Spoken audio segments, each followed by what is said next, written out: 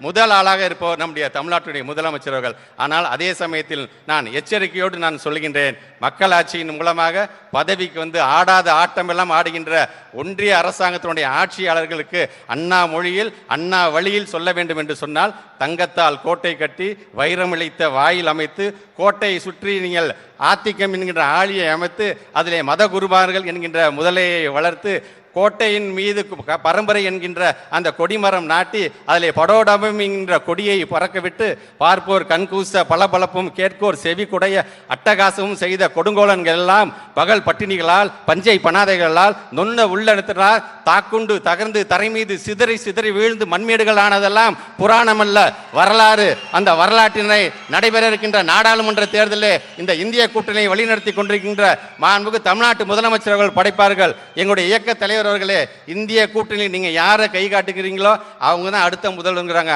ஆனா இன்னைக்கு ஒட்டுமொத்த இந்தியாவும் தலைவரே நம்பர் 1 முதலமைச்சர் அவர்களே உங்களை நீட்டி கை நாட்டுகிறது.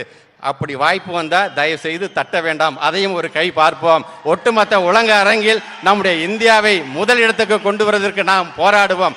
அப்படி நீங்கள் போகும்பொழுது இங்கே நீங்கள் வகுத்து தந்த அந்த பாதை, இங்கே நீங்கள் வகுத்து தந்த திட்டம் மூலமாக அதை அடுத்த கட்டத்துக்கு கொண்டு செல்வதற்கு எங்களது மாநாட்டினுடைய தலைவர், இளைஞரணி செயலாளர், மாண்புமிகு அமைச்சர் உதயநிதி ஸ்டாலின் இருக்கின்றார் என்கின்ற அந்த நம்பிக்கை எங்களுக்கு என்றைக்குமே உண்டு.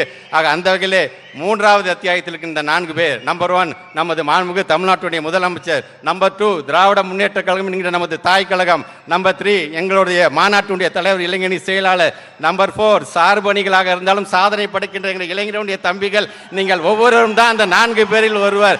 ஆக அந்த வகையிலே நம்மளுடைய இயக்க தலைவர், நம்முடைய இளைஞரணி செயலாளர் சொல்கின்ற அந்த கட்டளையை ஏற்று வருகின்ற நாடாளுமன்ற தேர்தலில் நம்முடைய பொதுச் செயலாளர், பொருளாளர், நமது முதன்மை செயலாளரோடு இந்த நாட்டை காக்கின்ற போருக்கு நாம் தயாராகவும், உழைப்பது நாமாக இருப்போம், உதிப்பது உதயசூரியனாக இருக்கட்டும். நன்றி.